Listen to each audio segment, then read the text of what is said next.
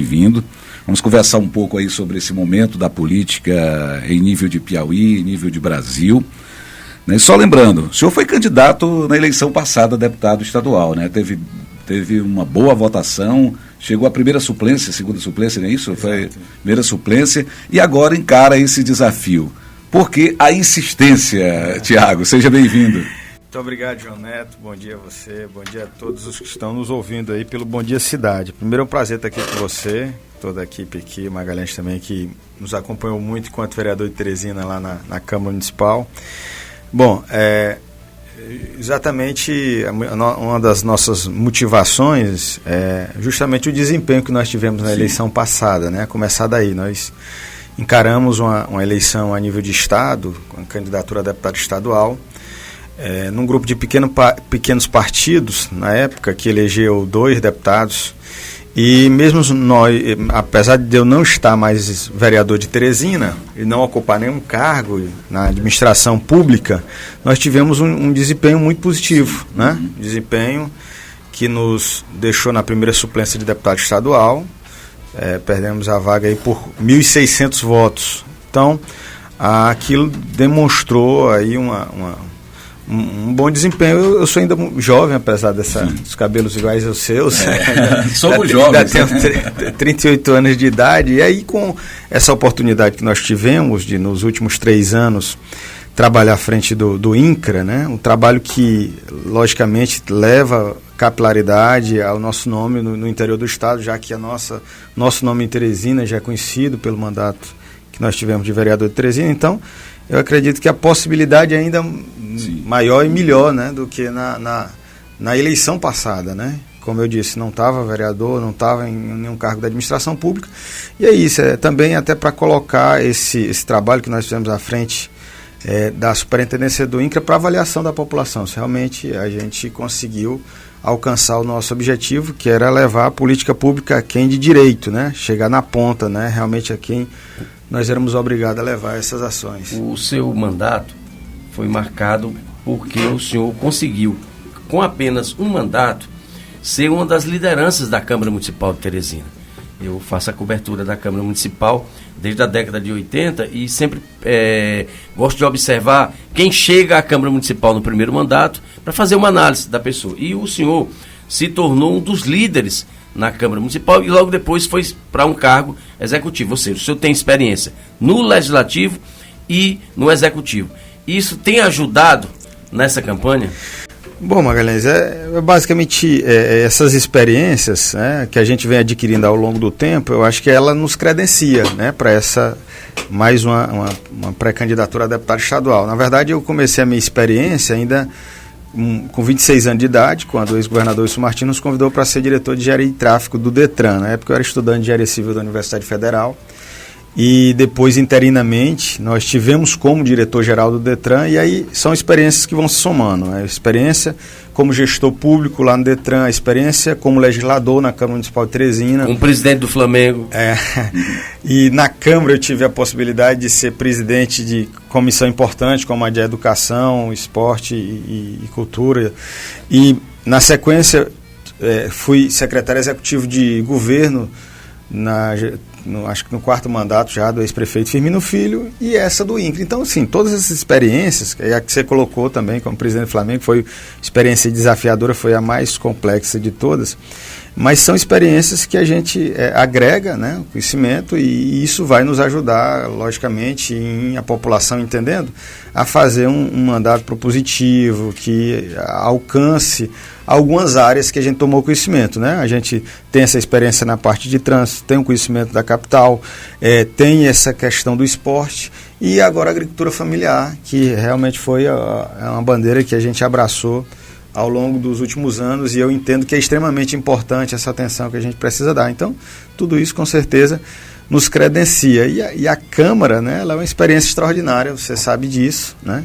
Tive, inclusive, o nome em algum momento cotado para a presidência daquela casa, que para mim já é muito honroso. Então, eu acho que tudo isso ajuda com certeza, né? O senhor falou de toda a sua experiência, as passagens aí pelos os órgãos e funções que exerceu, e aprendeu, né? Absorveu o conhecimento durante tudo isso. Agora, qual é a bandeira de campanha, Tiago? Qual é aquela que você vai defender, que o senhor vai defender durante, lógico, quando começar a campanha de fato, a campanha eleitoral?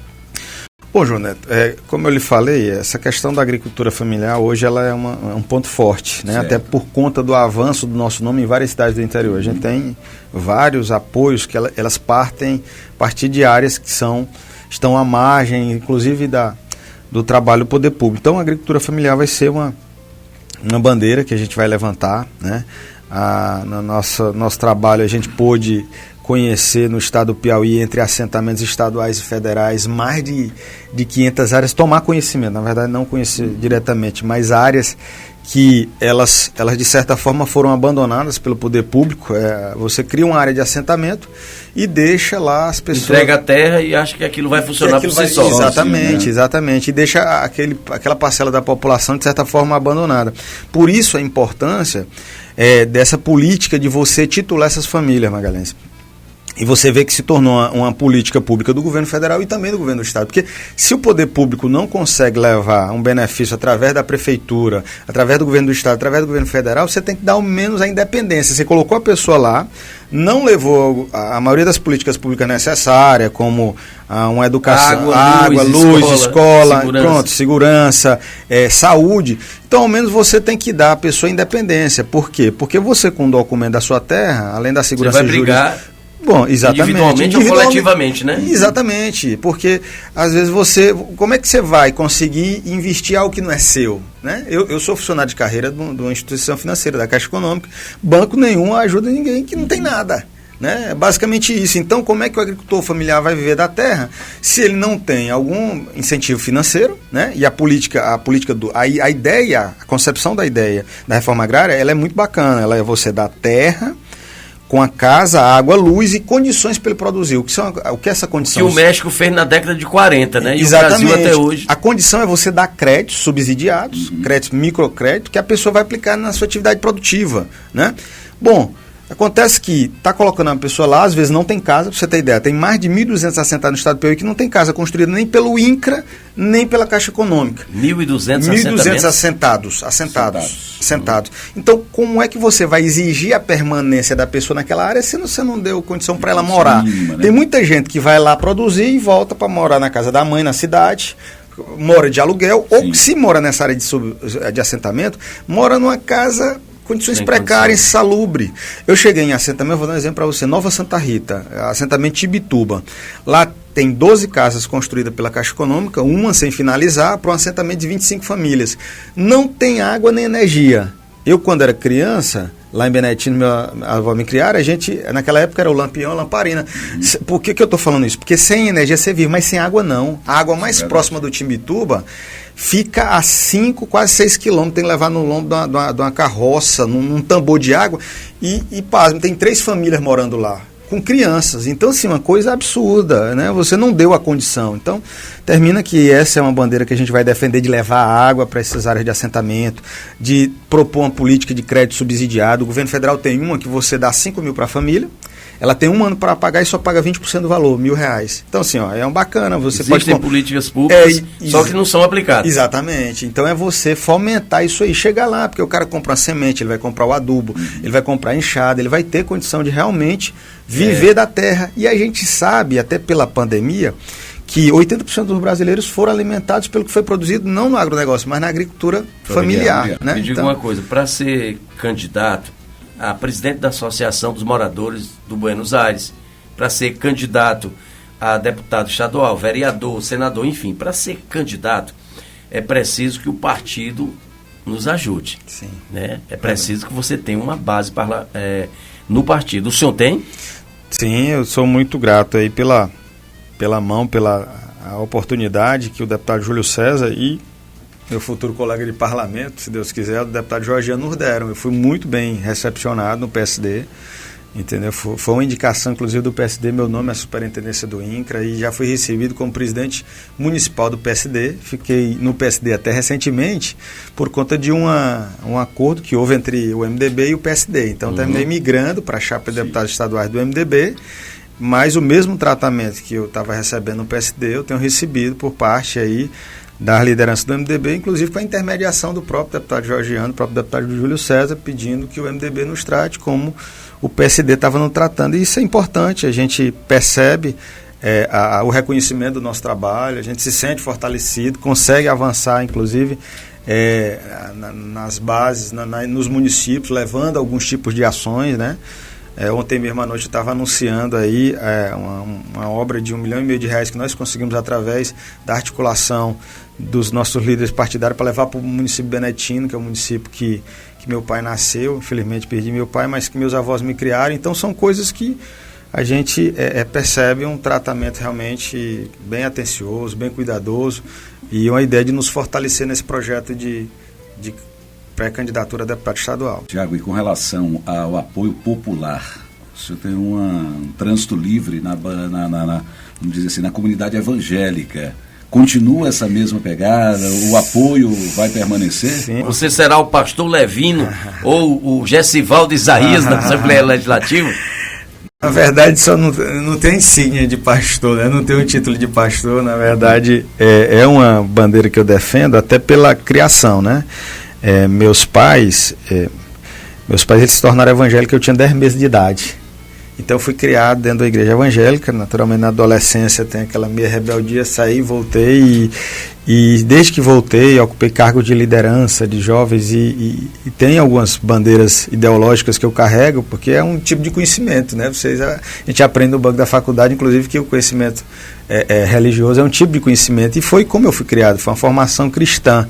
Então tem algumas defesas, tem alguns apoios, nós sempre fomentamos e trabalhamos, ajudamos, fomos um auxiliar do trabalho social que a igreja em alguns casos desenvolve, ajudando a sociedade no modo geral, tirando pessoas da criminalidade, fazendo recuperação de pessoas, ajudando pessoas que precisam se alimentar, ajudando na construção de casa. Eu fui criado dentro da igreja que fazia isso, né?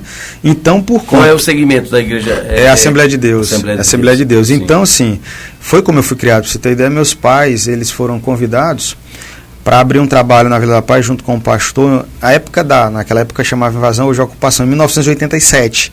Então a gente chega na Vila da Paz e me deparo com a realidade social, que era ainda pior que a minha, apesar de eu ser de uma família humilde, e a igreja ela não só evangelizava, levava a palavra, como ela cuidava da parte social, ela ajudava a construir a casa das pessoas, ela tinha um programa chamado Partido do Pão, que levava comida para quem tinha necessidade de comer. Então, eu sempre me entendi como um canal para devolver aquilo que eu tenho recebido, graças a Deus. Deus tem cuidado de mim, para a igreja, seja na ajudar a realizar eventos, seja nos trabalhos sociais, seja na construção de templos. E por conta dessa vivência interna, a igreja tem nos abraçado, inclusive ela tem sugerido através dos seus líderes o apoio futuro a alguns pré-candidatos e graças a Deus... isso que eu ia lhe perguntar. O senhor vai disputar numa raia que tem Gessivaldo Isaías e quem mais? Não, o Gessivaldo é assim, apesar dele ele transitar bem dentro do segmento evangélico, ele é da Igreja Universal, sim, né? Então a Igreja Universal ela orienta, né? Sugere certo, o voto então dele. Mas assim, ele transita, ele entra na minha, às vezes a gente entra em alguém dele, tem outras igrejas, Batista, Quadrangular, Presbiteriana, mas a Assembleia de Deus em si, ela sugere 2 nomes para deputados estaduais. Eu ia perguntar. Sou eu e o Idoneu, que está no PP Progressista. Idoneu Mesquita, filho do pastor presidente que faleceu. Idoneu, ele foi candidato a deputado federal. Repita, por favor. Idoneu. Esse é nome de pastor, da né? Igreja Batista. Não, da Assembleia. E sugere o nome do ex-deputado Irmão Elias, que foi deputado estadual 2 vezes. Ele é pré-candidato a deputado federal. E então, assim, a gente, respondendo a você, Joné, tem recebido, sim, esse apoio de norte a sul do estado do Piauí, do segmento evangélico, fica muito satisfeito por ser reconhecido como uma liderança do segmento também. Qual é o cenário hoje que o senhor entende hoje na sucessão estadual em nível de cabeça de chapa, governo do estado? Como é que o senhor está vendo? Majoritária chamada, né? Como é que o senhor está vendo esses primeiros movimentos, né? Que a gente chama pré-campanha, mas já é campanha de fato, né? Como é que o senhor está vendo essa movimentação já dos candidatos? Eu estava vendo umas fotos ontem de lançamento de candidatura já com bandeira, é campanha pura, né? Lógico. Só tem um órgão que acha que não existe campanha no Piauí. Piauí. Você sabe qual é, né? TRE? É o Tribunal Regional Eleitoral, mas os outros piauienses todos sabem Quando disso. eu vi ontem Ministério Público Eleitoral. bandeira, foto, eu digo, rapaz, eu tô atrasado. Eu acho que era uma festa. Sim, mas assim, em relação à majoritária, eu acredito que a gente percebe o acirramento, uma disputa polarizada. Eu acredito que vai ser a eleição mais disputada das últimas 6 eleições do que eu tenho avaliado, né? Logicamente, ambos os candidatos que estão na disputa majoritária vão tentar ganhar no primeiro turno, mas é uma eleição muito difícil, né? Há o nome que meu partido está alinhado, que é o nome do Rafael, que é um nome jovem, que é um rapaz preparado, capacitado e tem toda uma estrutura política, um grande grupo de deputados apoiando, então isso é extremamente forte, logicamente. Tem um outro sentimento de mudança, a oposição trazendo um nome que não é, você também não pode desprezar, que já foi prefeito de Teresina 2 vezes, então assim, eu acho que é um cenário de disputa acirrada e vai ser nos detalhes, né, essa definição dessa eleição. O senhor foi, como o senhor disse, e eu falei antes, né, o senhor se destacou muito no seu primeiro mandato na Câmara Municipal, chegando, como eu disse, a ser um dos líderes da Câmara Municipal. E me causou surpresa, porque geralmente no primeiro mandato o vereador não consegue uma proeminência como o senhor conseguiu, como Rodrigo Martins conseguiu, Verdade. Enfim. E o senhor chegou até a ter um nome realmente cogitado para a presidência da Câmara em um primeiro mandato. E agora o presidente da Câmara Municipal de Teresina, Jeová Alencar, tomou uma decisão.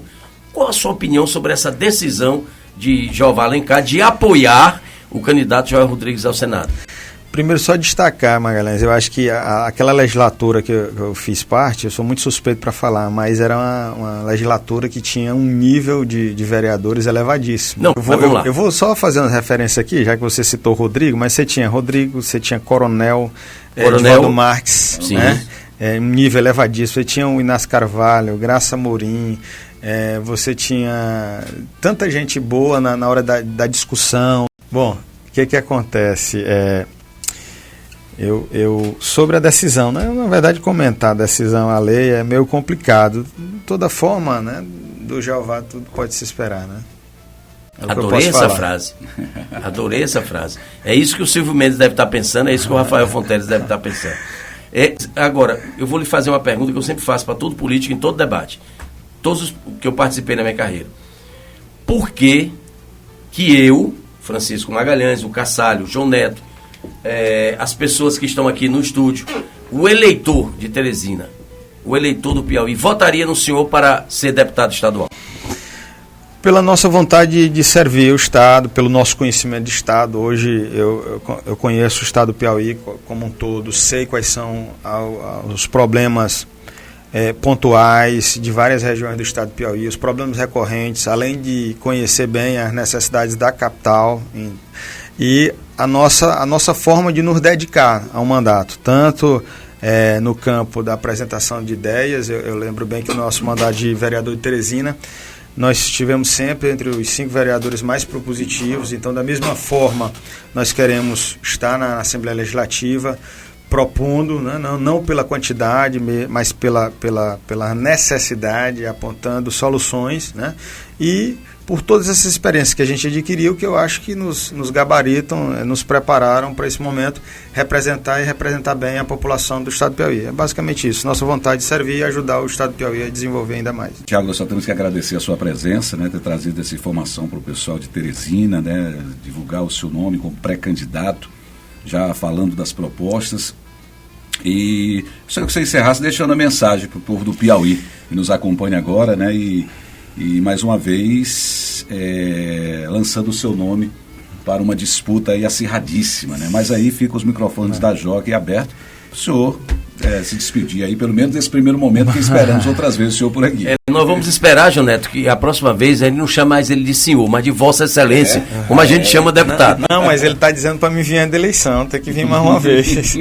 Primeiro, agradecer o espaço aqui concedido pela Jockey FM para a gente poder conversar com a população, não só de Teresina, mas do Estado do Piauí. E segundo, a nossa mensagem é de fé, é de esperança. Eu acredito que o Estado do Piauí, por tudo que a gente viu e ouviu durante esse período também recente que estive a superintendência do INCRA e viajando, e as reuniões que nós tínhamos em Brasília, você percebe o potencial que o estado do Piauí tem ainda inexplorado, a possibilidade de se desenvolver e assim, um potencial impressionante para o turismo, para o agronegócio, uma necessidade de a gente avançar no campo da infraestrutura e, sobretudo, melhorar ainda a qualidade da educação e a oferta de oportunidades. O estado do Piauí, através da capital, ele forma bons profissionais, mas falta oportunidade. Então, a gente também tem uma vontade de contribuir para que o Piauí atraia investidores, investimentos e comece a gerar oportunidades aqui, que seja um celeiro não só mais na área da medicina, mas na área da tecnologia e em outras áreas que a gente sabe que o Piauí pode crescer. E quero que a população conte comigo, né? E avalie se nós realmente temos condições de representar e representar bem lá na Assembleia Legislativa através de uma futura candidatura a deputado estadual. É isso, bom dia, um abraço, que Deus abençoe a nós todos. Nós que agradecemos a presença do senhor.